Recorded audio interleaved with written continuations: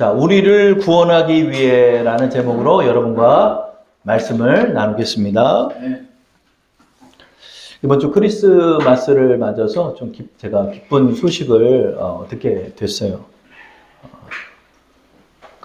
저희 친가 쪽에 우리 당고모님이 이제 오셔가지고 그동안의 근황을 이렇게 말씀해 주시고 또 작은 선물을 저희한테 주고 가셨어요. 그러면서 이제 그 친척들의 소식을 좀 알려주셨는데, 그러니까 돌아보니까 이 말씀을 듣고 보니까 한 10년 넘게 그 가족들을 위해 기도했고, 여러분 주보에도 우리 중보기도 제목으로 여전히 이제 올라와 있죠. 그래서 우리가 이 기도하면서 지냈던 그 모든 게 이렇게 땅에 떨어진 게 아니었구나 하는 거를 제가 느끼게 됐어요. 한 5년쯤인가요? 5년 전쯤에 갑자기 부모님께 전화가 온 거예요. 전화가 와서 지금 그 분당병원에 전립선 암 수술 때문에 우리 당숙이 지금 그 수술에 들어가니까 기도를 해주라는 거예요. 저 입장에서는 한 30년 됐나? 30년 동안 못 봤던 분이에요. 30년 동안 못 봤고, 단지 이제 기도를 해주라고 그래서 했는데 너무 어색하더라고요. 그래도 이렇게 병원에 계시니까 그 어색한 거를 뒤로 하고 차를 끌고 이제 분당에 내려갔어요. 내려갔는데 그 분당 병원 있잖아요. 그 분당 병원에 갔는데 혼자 계시더라고요. 혼자 계시고 친구가 왔어요. 친구가 왔는데 갑자기 거기 이제 계시니까 제가 이제 기도를 해드렸어요. 근데 이제 수술 직후 얼마 안 되셨는지 통증이 있으니까 굉장히 아파하시더라고요. 그래서 제가 기도를 했어요. 이렇게 하나님, 우리 삼촌 도와주세요. 이렇게 기도를 드렸더니 그 아픈 중에도 아멘 이러시더라고요. 아멘 이러시고. 그 기도가 끝나고 이제 말씀 좀 나누고 저는 올라왔죠. 올라왔는데 얘기를 들으니까 미국에서 이제 이혼하고 오셔가지고 홀로 되시고, 그런데 더군다나 암까지 오셔가지고 이렇게 된 거예요. 근데 수술이 잘 맞췄는지 완쾌되셨어요. 그리고 이제 우리 부모님을 통해서 소식을 들으니까 그 앞에 용인 쪽에 그 앞에 작은 교회를 그동안 다니셨다는 거예요. 다니셨대요. 저희 친가 쪽에서는 제일 잘 사는 집이에요. 그 집들. 예전에 저 어렸을 때 방배동에 여러분 제가 어렸을 때 70년대 80년대 초반 보면은 여러분 우리 얼마나 가난했습니까? 그 가난한 때 잔디밭에서 배드민턴을 칠 수 있는 강남에 그런 집에 살았고, 그 당시에 제가 초등학교 때 100평짜리 아파트를 처음 가봤어요. 문을 열면 또 방이 있고 문을 열면 또 방이 있고 문을 열면 또 방이 있고, 아무리 뛰어다녀도 끝이 보이지 않는 방이었어요. 제가 어렸을 때 기억에. 그렇게 잘 살던 집이 어려움을 겪고 그렇게 홀로 오셔서 암 수술을 받고, 그런데 그 과정에 작은 교회를 다니셨다는 거예요. 작은 교회를 다녔고, 돈이 다 어디 가셨나 몰랐는데 1억이나 이 돈 정도밖에 남지 않으셨나 봐요. 근데 여러분 용인에 1억에 전셋집을 어떻게 얻어요, 여러분? 반전세면 몰라도 뭐 1억에 한 100 몇십만 원짜리 월세면 몰라도 돈이 없었나 봐요. 근데 그 용인 최이남 지역에 아파트 단지가 만들어졌는데 거기에 1억짜리 전세가 떴다는 거예요. 1억짜리 전세가 떠가지고 왜 그런가 봤더니 그 집을 샀던 부부가 있는데 아이가 너무 어려가지고 글로 이사를 오기에는 거기에 초등학교는 있는데 뭐 다른 재반 시설이 아직 들어오지를 못한 거예요. 그러니까 일단 전세로라도 좀 해보자. 그래가지고 헐값에 1억의 전세를 얻어준 거예요. 그래서 그 1억밖에 없는데 그 돈으로 용인 그 아파트에서 전세로 사는 거예요. 근데 2년 만기가 되면 어떻게 되죠? 이제 전세금을 많이 올릴 수 있잖아요. 그 사이에 돈이 많이 올랐잖아요. 그러니까 그 돈으로 전세를 연장할 수가 없어요. 보증금을 많이 올려줘야 돼. 억 단위로. 그런데 그때 또 법이 생겼네? 무슨 법이냐?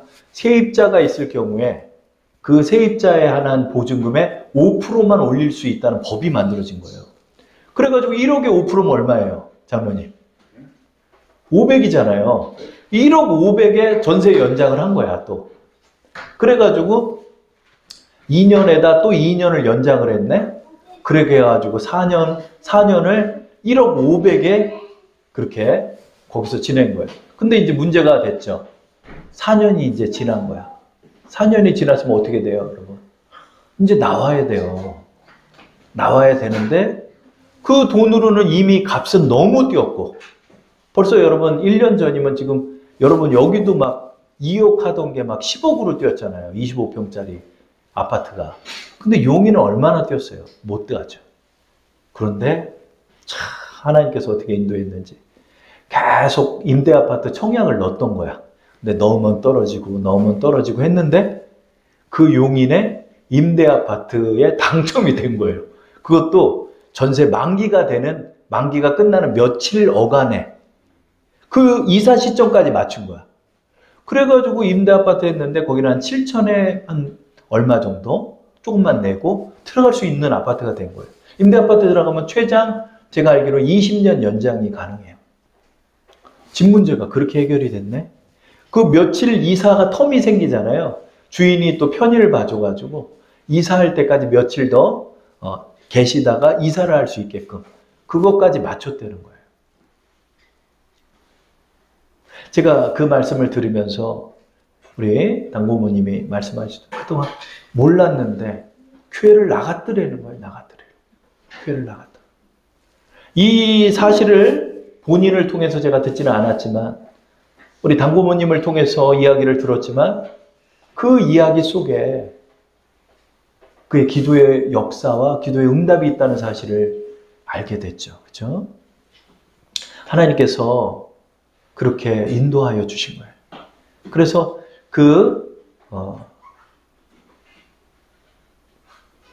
집 문제가 해결이 된 거예요. 본인은 이게 체험이 된 거예요. 제가 그 이야기를 들으면서 그 잘 살던 집이 이제 임대 아파트를 들어가서 기뻐하게 됐구나. 그 떵떵거리던 집이 어떻게 됐든 그 재산이 다 어디로 갔는지 모르게 됐고 그러나 하나님께서 그렇게 낮추셔가지고 그 집 문제를 통해서 우리 당숙 어른의 그 모든 그 시름을 해결해 주신 거예요. 여러분 우리 서민이 살면서 제일 큰 문제가 집 문제예요. 집 문제. 하나님께서 그거에 역사를 해주신 거예요. 아 저렇게 만나 주셨구나. 저렇게 낮추셔가지고 구원하시는구나. 저는 그 말씀이 구원의 소식으로 들리더라고요. 구원의 소식으로 들리더라고요. 미국까지 갔던 그 사람, 그렇게 떵떵거리던 그 사람들이 당고모님의 바람은 뭐예요? 나도 이제 전세 문제가 있죠.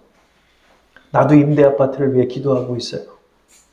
이제 마지막 내 생에 나도 이제 내일 모레면 70이니까 이제 나도 내 이 임대 아파트만 해결이 되면 모든 시름이 해결될 것 같아요.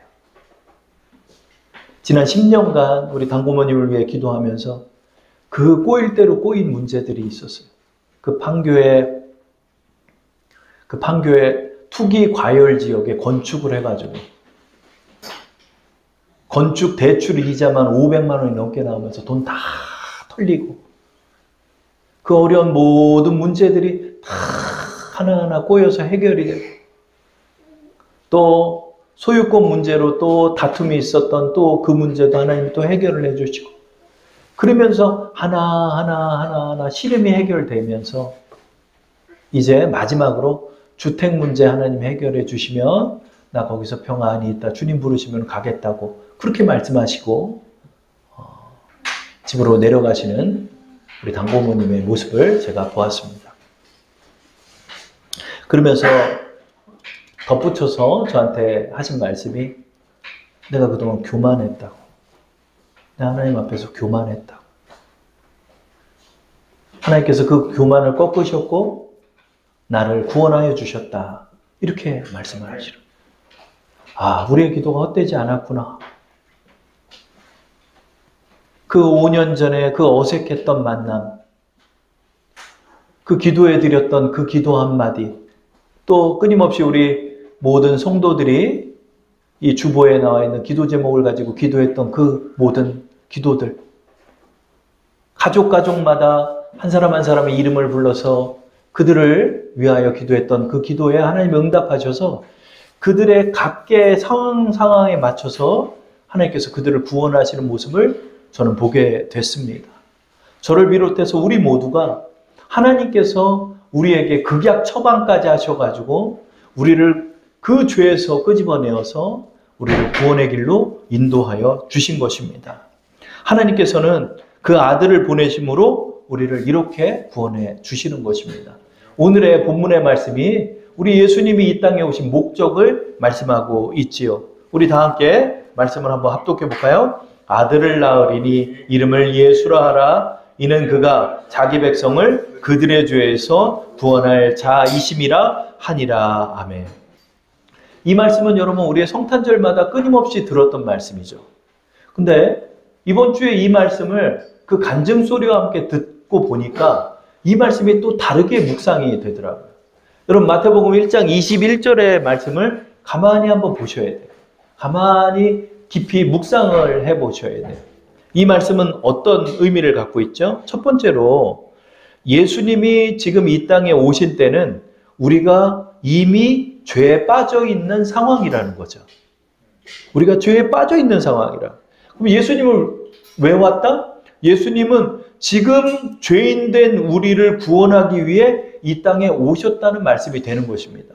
근데 이 말씀을 가만히 보니까 이 말씀은 사실 너무 늦었다는 말씀이에요. 너무 늦었다는 말씀이에요. 여러분, 죄인이요? 죄를 짓기 전에 구원해 줘야 돼요. 죄인이 되면 죄인은 빠져나갈 수가 없는 거예요. 왜냐하면 죄를 지었고 죄가 드러나서 판결을 받았다면 그 죄값대로 죄인은 심판을 받아야 되기 때문에 예수님이 지금 이 땅에 오신 때는 너무 늦은 때예요. 사실은. 죄를 짓기 전에 우리를 죄를 짓지 않게 하셨어야 했던 거예요. 그러나 아담과 하와 이후로 이미 죄를 지어버린 인류는 모두 다 죄에 빠져버렸다는 것입니다.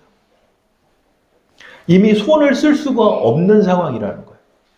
그럼 예수님은 어떤 방법으로 우리를 구원하실까요? 이 21절의 말씀 속에 모든 게 담겨 있는 거예요.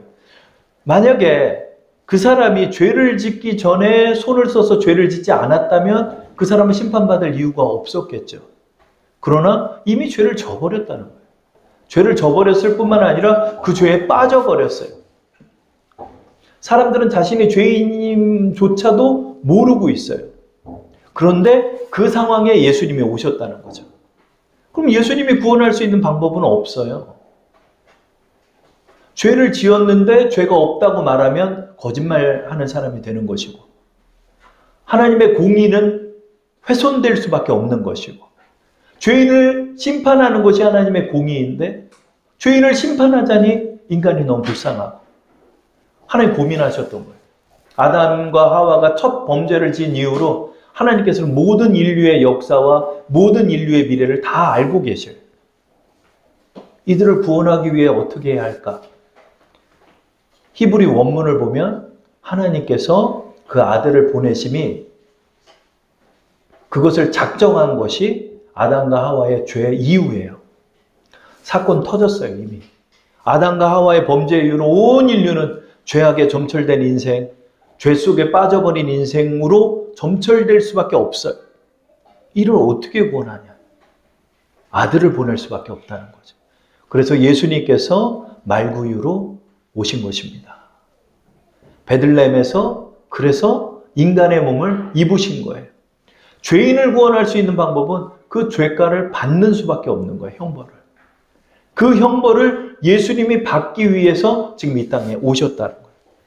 여러분 이미 죄에 젖어버린 사람, 마약 중독자들, 여러분 그들을 구원할 수 있는 방법은 극약 처방밖에 없어요.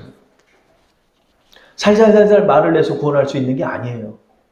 예수님이 지금 이 낮고 낮은 곳까지 오셨다는 건 뭐죠? 우리의 문제 속으로 들어오겠다는 거예요. 우리와 함께 하겠다는 거예요. 그래서 예수님의 또 다른 이름은 임마누엘이에요. 예수님의 또 다른 이름 임마누엘의 의미는 마태복음 1장 23절에 나왔습니다. 제가 읽어보겠습니다. 보라, 처녀가 잉태하여 아들을 낳을 것이요 그의 이름은 임마누엘이라 하리라 하셨으니 이를 번역한즉 하나님이 우리와 함께 계시다 함이라. 아멘. 예수님의 또 다른 이름이 그래서 임마누엘이에요. 우리와 함께 하신다는 건 우리와 같이 되시고 우리의 문제 속으로 함께 들어와 주시고 우리의 그 문제 속에서 극약 처방을 해서라도 우리를 구원해 주시겠다는 거예요. 예수님의 방법은 파격적인 방법이었어요. 하나님의 방법은 극약 처방이었어요. 극약 처방은 이 방법밖에 없는 거예요. 독극물을 써서라도 구원할 수 있다면 구원하겠다는 방법이 극약 처방이에요. 예수님이 이 땅에 오신 목적을 가만히 생각해 보면 이거는 어디 테이블에 앉아서 티를 마시면서 이야기할 문제가 아니고 그 더럽고 그 추잡하고 그 교만하며 해결할 수 없는 그 지경까지 우리 주님이 오셔가지고 우리를 해결하게 하시겠다는 거예요. 말씀의 초입에 제가 말씀드렸다시피 부자를 구원할 수 있는 방법은 그런 방법밖에 없었던 거예요. 그들의 교만을 꺾는 수밖에 없었던 거예요. 그러나 그것은 하나님이 저지른 방법이 아니라 그들 스스로가 자초한 일들이었어요. 하나님은 부자를 낮춰서 가난하게 하게 하시고 가난함으로 말미암아 그들을 구원하게 하신 거예요. 그게 바로 예수님이 베들레헴의 말구유까지 오셨던 의미가 되는 것입니다. 여러분 우리는 어떻게 구원받았습니까? 죄에 너무 깊이 빠져가지고 우리는 해결받을 수 없는 그런 지경에 있었던 사람들. 주님께서 우리의 인생을 보시고 우리를 그 자리에서 끄집어낼 수 있는 방법은 하나밖에 없었죠. 극약 처방입니다. 그래서 하나님께서는 우리로 하여금 절망에 빠지는 것도 허용하시는 거예요. 우울증에도 빠지게 하시는 거예요. 어떤 사람은 깊은 병에도 걸리게 되는 거예요. 또 어떤 사람은 너무나 가난하고 비참하게도 되는 거예요. 내 죄로 말미암아 내가 비참해지고 내 죄로 말미암아 내가 자고했던 모든 일들이 꺾여지고 의욕도 안 생기고 우울감에 빠지게도 되고 고통해. 그때 우리는 하나님 원망해. 왜 나를 이 지경으로 만들었냐라고 말을 하지만 사실은 스스로가 그렇게 한 거예요. 사실은 스스로가 그 자리에 빠진 거예요. 하나님은 그걸 허용하셨을 뿐이에요. 그러나 그것을 또 바꾸어서 우리를 구원하는 길로 주님은 삼아주시는 거예요. 교만했던 자리에서 하나님 앞에 무릎 꿇게 되고 교만했던 마음이 하나님 앞에 이제 겸손하게 변하고 기도 안 하겠다고 결심했던 자들이 나중에 결심하게 되는 거예요. 하나님 한 번만 도와달라. 하나님 한 번만이라도 도와달라. 하나님께서 그 모습을 우리에게 나타내 주시는 거예요. 어떤 사람은 1억짜리 전세 문제로 주님을 만나게 되고 어떤 사람은 빚 갚는 문제로 주님을 만나게 되고 어떤 사람은 시련을 당함으로 주님을 만나고 어떤 사람은 생거지가 돼서 주님을 만나고 어떤 사람은 깊은 범죄의 늪에서 벗어나서 주님의 사람이 되기도 하고 구원받았던 그 사람이 또 질퍽거리게 또 죄를 짓고 죄 속에서 사람들에게 버림받고 또 구원받을 수도 있고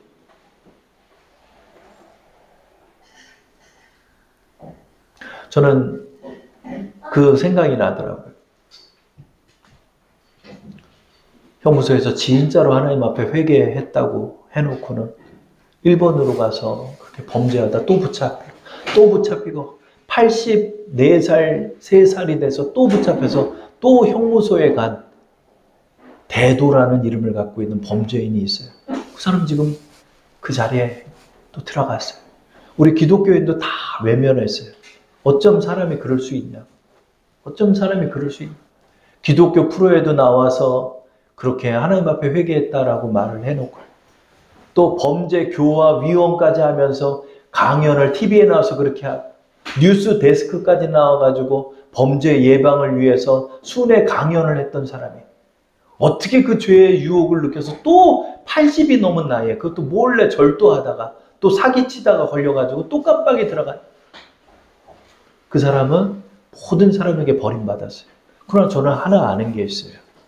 주님은 그 형무소의 그 깜빡이 자리까지 끝까지 또 찾아가신다는 거예요. 성탄절의 의미는 저는 여기 있다라고 생각합니다. 여러분 모두 다 아무도 알아주지 않는 곳이 그 베들레헴의 말구유였어요.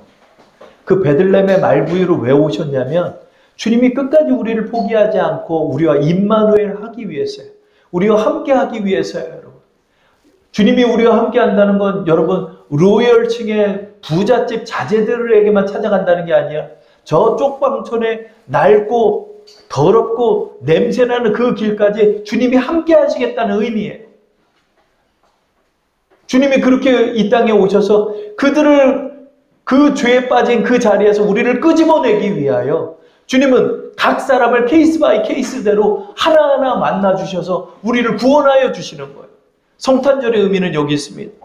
오늘 아침에 제가 뉴스를 봤지만 우리 사모님하고도 이야기를 나눴지만 성탄절에 예수님의 얘기를 한마디도 하질 않아요, 사람들. 성탄절이라고만 얘기해요. 부처님 오신 날은 부처님 얘기를 하면서 성탄절 예수님 오신 날은 예수님 얘기가 빠져버렸어요. 예수님은 그럼에도 불구하고 왜 그 낮고 낮은 목수의 아들로 이 땅에 오셨을까요, 여러분? 여러분의 가장 낮은 그 밑바닥의 인생까지 주님이 책임져 주시고 여러분을 구원하기 위해 이 땅에 오신 거예요. 그래서 예수님의 사랑, 그 예수님을 보낸 아버지 하나님의 사랑이 얼마나 큰지는 우리는 그렇게 알 수 있는 거예요. 사람이 다 포기한다 할지라도 그는 결코 포기하지 않는 거예요. 그 낮고 더러운 길까지도 주님은 마다하지 않고 그 자리까지 찾아가시겠다라고 이 땅에 오신 거예요. 그래서 가장 낮은 사람들의 자리에 우리 주님은 서신 거예요. 왜죠? 우리를 구원하시기 위해 그러신 것입니다. 주님의 사랑이 온 대지와 온 하늘과 온 세계에 드리워져 있어요. 여러분 그 사랑이 지금 보이십니까?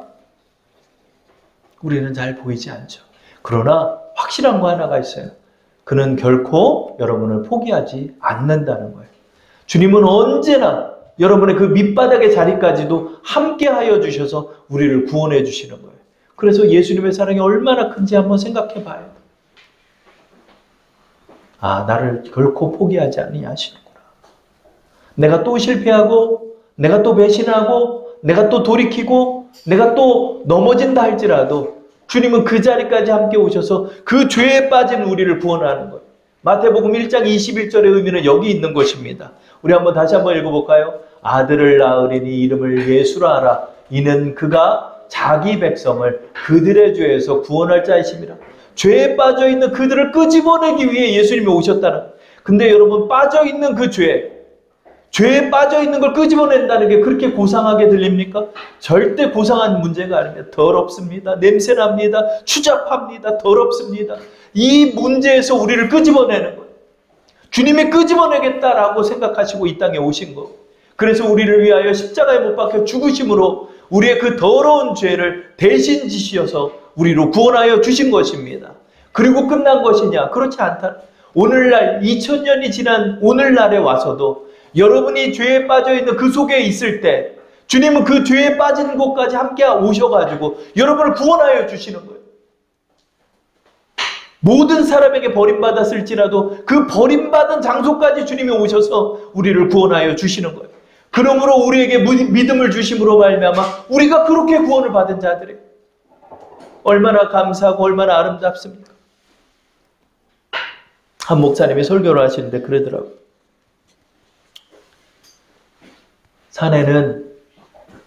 산에는 못난 나무만 남아있대요.